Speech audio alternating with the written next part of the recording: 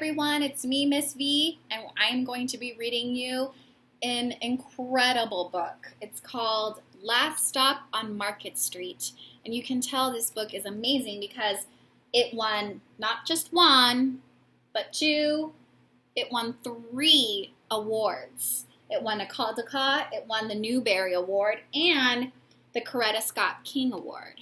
So this is a really good one. Let's find out. Last Stop on Market Street by Matt de la Peña and pictures by Christian Robinson. Here we go. CJ pushed through the church doors, skipped down the steps. The outside air smelled like freedom, but it also smelled like rain, which freckled CJ's shirt and dripped down his nose.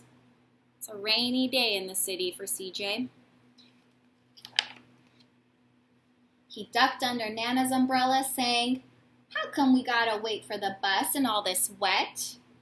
"Trees get thirsty too," his Nana told him. "Don't you see that big one drinking through a straw?" CJ looked for a long time, but he never saw a straw.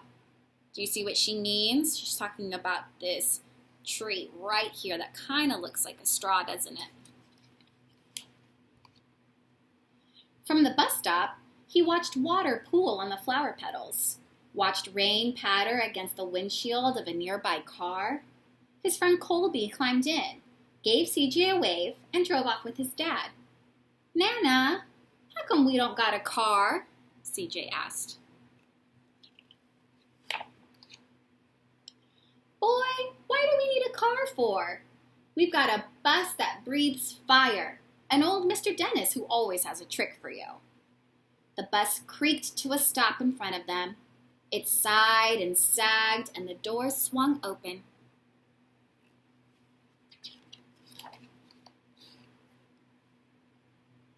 "What's that I see?" Mr. Dennis asked. He pulled a coin from behind CJ's ear, placed it on his palm. Nana laughed her deep laugh and just pushed CJ along. They sat right up front. The man across the way was tuning a guitar, and an old woman with curlers had butterflies in a jar. Nana gave everyone a great big smile and a "good afternoon," and she made sure CJ did the same. There they are on the bus. Lots of people on that bus. The bus lurched forward and stopped, lurched forward and stopped. Nana hummed as she knit. "How come we always gotta go here after church?" CJ said. "Miguel and Colby never go nowhere." "Well, I feel sorry for those boys," she told him. "They'll never get a chance to meet Bobo or the sunglass man. And I hear Trixie got herself a brand new hat." CJ stared out the window, feeling sorry for himself. He watched cars zip by on either side, watch a group of boys hop curbs on bikes. A man climbed aboard with a spotted dog. CJ gave up his seat. "How come that man can't see?" "Boy, what do you know about seeing?" Nana told him. "Some people watch the world with their ears." "That's a fact. Their noses, too," the man said, sniffing in the air. "That's a mighty fine perfume you're wearing today, ma'am." Nana squeezed the man's hand and she laughed her deep laugh. 2 older boys got on next. CJ watched as they moved on by and stood in the back. "I sure wish I had one of those," he said.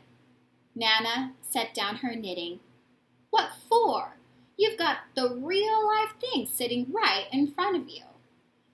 Why don't you ask the man to play us a song?" Do you see what the boys have? They're listening to music from their phone. CJ didn't have to. The guitar player was already plucking strings and beginning to sing. "To feel the magic of music," the blind man whispered. "I like to close my eyes too." So Nana closed hers. So did CJ and the spotted dog. And in the darkness, the rhythm lifted CJ out of the bus and out of the busy city.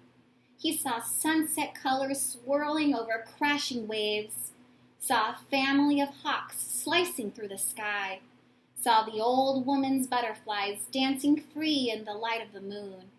CJ's chest grew full and he was lost in the sound, and the sound gave him the feeling of magic. What a beautiful moment.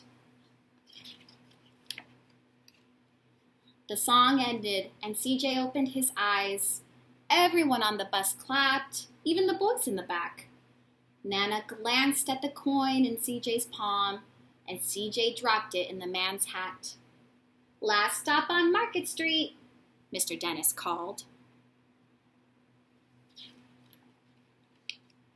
CJ looked around as he stepped off the bus. Crumbling sidewalks and broken down doors, graffiti-tagged windows and boarded-up stores. He reached for his Nana's hand. "How come it's always so dirty over here?" She smiled and pointed to the sky. "Sometimes when you're surrounded by dirt, CJ, you're a better witness to what's beautiful." CJ saw the perfect rainbow arching over their soup kitchen. He wondered how his Nana always found beautiful where he never even thought to look.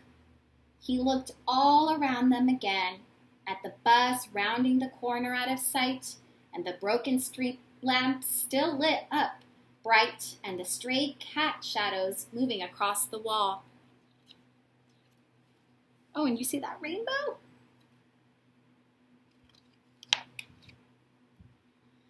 When he spotted their familiar faces in the window, he said, "I'm glad we came. Look at these people. Some of them don't have shoes. This man has a cart. Who do you think they're seeing?" He thought his Nana might laugh her deep laugh, but she didn't. She patted him on the head and told him, "Me too, CJ. Now, come on." What are CJ and his Nana doing for all these people? So nice, they're feeding them. The end. And there they are waiting for the next bus to take them home. Isn't that book so good? Well, I can't wait to see you all next time. I really hope you enjoyed this one, and we'll see what I have for you next week, hopefully. Bye, everyone.